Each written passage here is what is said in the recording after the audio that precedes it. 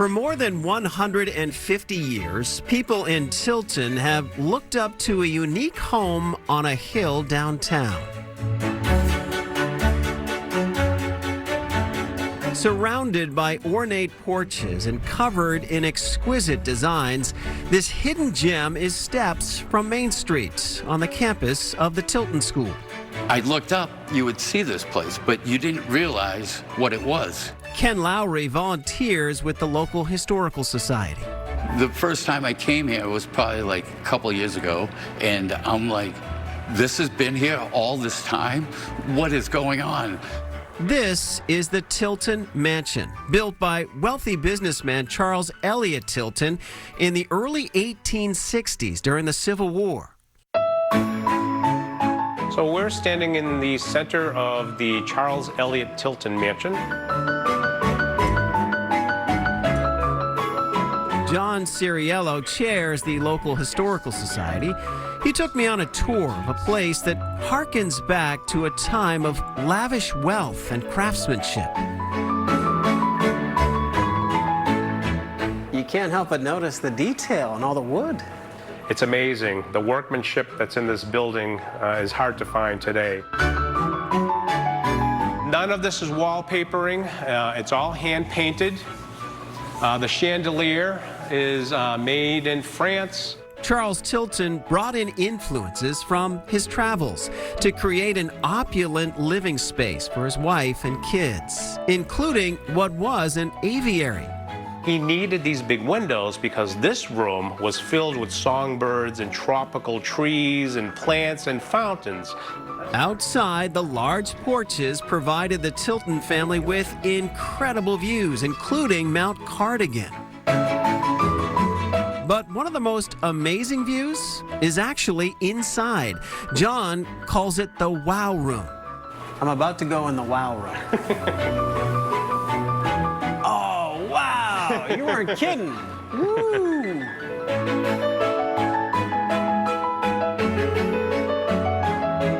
What was the living room has a 22-foot-high ceiling and a mysterious pattern on the walls. No one seems to know what they mean.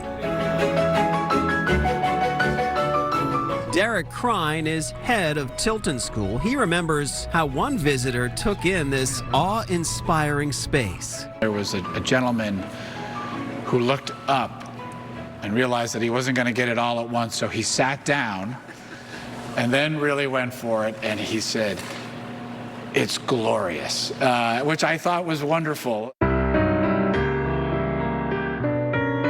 Charles Tilton was born here in 1827, back when it was part of Samberton. He would eventually go west during the gold rush and make a fortune not in gold, but selling supplies during the boom. You know, he had become a translator, learned Spanish, was involved in railroads, real estate, clipper ships, helped to found the first bank north of San Francisco in Portland. After amassing wealth, Charles returned to New Hampshire, ready to invest in his hometown. Gave to the community. He helped the community become a community. Charles paved what were dirt roads in town. He built bridges and a town hall and beautified the area by installing ornate statues and building the famous Tilton Arch. In 1869, when residents voted to separate from Samberton, Charles lobbied successfully to have the new town named Tilton in honor of his family's long history here. Charles Tilton died in 1901. His mansion stayed with the Tilton family for another 50 years. In 1962, it was purchased by the Tilton School, where it remains an active part of the campus today. The mansion has been a really important part of student life since the 60s, when it was this property was turned into the library. Derek Crine says over the years, the famous mansion has been used as a library, offices, dorms, formal receptions, and classes. Our creative writing classes will often come over here and spend some time in the wonderment of what Charles Tilton has created and try to find their own creativity. The rooms in this mansion have been renovated over the years, sometimes revealing hidden gems. This book was found in a wall belonging to Myra Tilton, Charles's daughter. This is Myra's penmanship book, and there's Myra's handwriting. Wow, she had great penmanship. Look how perfect that was. That piece of history stayed here in the Tilton Historical Society collection, which has an office inside the mansion. The public can also request guided tours, which now includes something that was missing here among the portraits of Tilton school officials on the walls.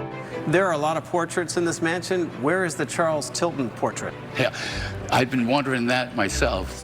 That's when a New England artist volunteered to fill that void with paint. I'm like, this is what you need to do. And he agreed, you know, I'll do it. Yeah, no problem. The Tilton project heads from New Hampshire all the way to Fenway. Coming up next.